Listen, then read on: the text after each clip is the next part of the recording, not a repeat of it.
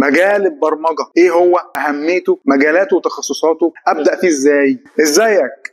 تعال اقول لك الخلاصة ببساطة ويتعلمها من الصفر. وقبل ما اتكلم، انا مش متخصص في البرمجه، انا راجل بتاع اي تي وبتاع نتورك، ولكن هقول لك المعلومات اللي انا عارفها، وبالراحه عليا في الكومنتات من غير خناق. انا عارف انك شفت قبل ما تشوفني شفت الافات الفيديوهات اللي بتتكلم عن البرمجه، انا بس بقول لك الكلام بشكل عام بشكل عام، عشان لو انت تايه او مش عارف تبدا ازاي في مجال الاي تي او في البرمجه اصلا او في اي حاجه بشكل عام كده، تبقى فاهم الدنيا فيها ايه. موظف الحسابات زمان كان بيكتب المعلومات بتاعته، مثلا مرتبات الموظفين، المواد الخام اللي الشركه محتاجاها، وحاجات تانية كتير كان بيكتبها في دفتر كبير ويقعد يكتبها كلها في ورقه كده، ولو كانت حصلت اي مشكله او اي غلطه في الورقه دي كان بيقطع الورقه كلها ويرجع كتابتها من تاني، صح؟ اما دلوقتي اخترعنا خلاص الكمبيوتر، فسهل علينا العمليه دي عن طريق بقى ايه؟ ناس لزاز وشيك قاعدين كده ورا شاشه اللابتوب في كافيه كده شكله لذيذ ومحترم، وبيكتبوا اكواد برمجه علشان يصمموا برنامج زي مثلا برنامج الاكسل. وطبعا ده مثال بسيط، برامج كتير قوي. البرمجه اهميتها او قوتها في ايه؟ ان هي بتسهل عمليات كتير قوي على الموظف العادي او على الانسان العادي. البرمجه بشكل عام عباره عن انك بتكتب اكواد معينه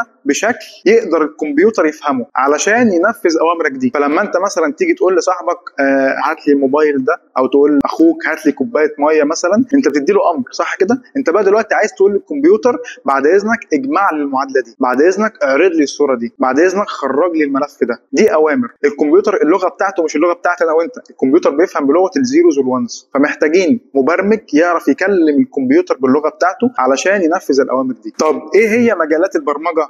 كتير. خد عندك تطبيقات الموبايل زي الفيسبوك وانستجرام وزي امازون وزي انستا باي، مواقع الويب زي امازون برضو بس ويب، شي ان مثلا، وزي حاجات كتير قوي. الاي اي اللي طلع دلوقتي ترند، الذكاء الاصطناعي، ما هو عباره عن ايه؟ عباره عن برمجه. الجيمز والالعاب، الداتابيز، السايبر سيكيورتي، لو حد بدا الشبكات وعايز بقى يحمي الشبكه بتاعته بشكل احسن وعايز يخش في السايبر سيكيورتي، لازم برضو يكون فاهم في البرمجه. الداتا اناليسيز، علم تحليل البيانات، لو عندك بيانات كتيره قوي، الافات البيانات، وانت محتاج تعرف مثلا لو انت في محل كشري مثلا عايز تعرف ايه اكتر وقت الناس بتشتري فيه كشري، ايه اكتر وقت الناس ما تشتريش فيه، طيب ايه اكتر منتج بيبيع، ايه اكتر منتج ما بيبيعش، حاجات زي كده، دي كلها اسمها داتا اناليسيز. الاوتوميشن والروبوتكس والاي او تي، عارف انت لما بتيجي تكلم الثلاجه تقول للثلاجه يا ثلاجه هاتي لي كوبايه ميه يا سخان اشتغل الساعه 8 النهارده، يا غساله اغسل لي دلوقتي. اهو ده يعتبر طبعا مجال الاي او تي اللي هو انترنت اوف ثينجز، اللي هو انت بتبرمج الماشينز او بتبرمج الالات زي الغساله مثلا والسخان والستاره والحاجات دي كلها، ان انت مجرد بس ما تسمع صوتك تقوم مشغله النور مثلا او فاتحه التكييف او منزله الستاره وهكذا. ده برضو برمجه.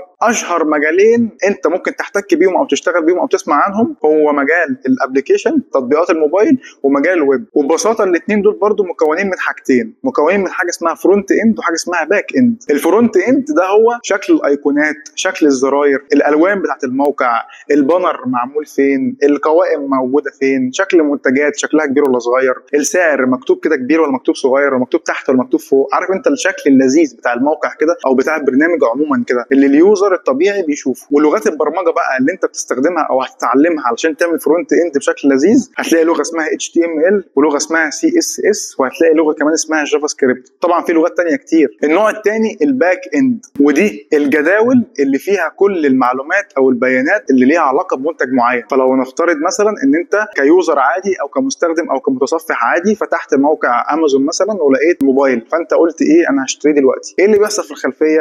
ان ممكن يكون في المخزن في من الموبايل ده 50 موبايل مثلا، دول محطوطين او المعلومات دي كلها محطوطه فين؟ في جدول صغير. فبمجرد ما انت تدوس يشتري الان، ايه اللي حصل؟ الجدول ده سمع عنده ان في حد اشترى، فبدل ما هم كانوا 50 موبايل بقوا 49 موبايل. وهيبعت رساله لمين؟ للكاشير، او هيبعت رساله للراجل اللي بيبيع الموبايل يقول له في واحد اسمه عمر عايز يشتري الموبايل ده، ويبعت له كل البيانات بتاعته، فبالتالي يقوم واخدها وهكذا. عشان كده اسمها باك اند، حاجات بتحصل في الخلفيه، حاجات المستخدم العادي ما بيشوفهاش، هو بيشوف بس الفرونت، الواجهه اللذيذه. وطبعا الباك اند برضو كبير قوي، مجال كبير. يمكن اشهر لغه فيه لغه السيكوال، وفي سيرفرات كامله اسمها سيكوال سيرفر مسؤوله عن ترتيب بقى وتنظيم وتظبيط تظبيط الجداول دي كلها والبيانات دي كلها، وازاي اسحب الداتا من اليوزر العادي اللي هو زي كده الاسم والسن والتاريخ وراح فين وجه منين، وازاي اعرضها بشكل مظبوط علشان تروح للبائع، فالبائع ياخد المعلومات دي كلها ويقدر يودي الراجل الدليفري بالموبايل عشان يوصلها لك في مكانك مظبوط. مجال كبير جدا الصراحه وجميل جدا جدا جدا. وفي بقى حاجه اسمها فول ستاك، هو انك تلاقي مبرمج بيعرف يعمل الفرونت وبيعرف يعمل الباك وبيربط ما بينهم كمان. بس يا سيدي لو انت بقى لسه في بدايه الاي تي وعايز تتعلمها من الصفر وعايز تشتغل اي تي هيلب ديسك او تكنيكال سبورت، انا عامل دبلومه كامله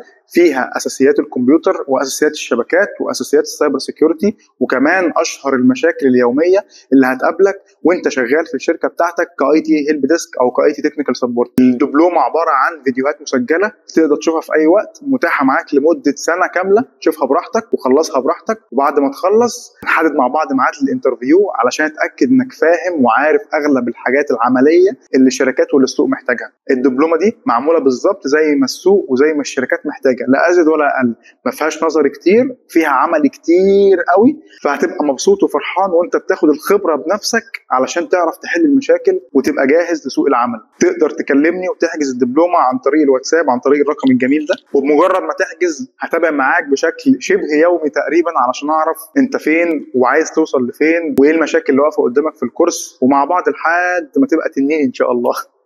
بس لحد هنا وكفايه، ما تنساش تصلي على النبي. اشوفك على خير، سلام.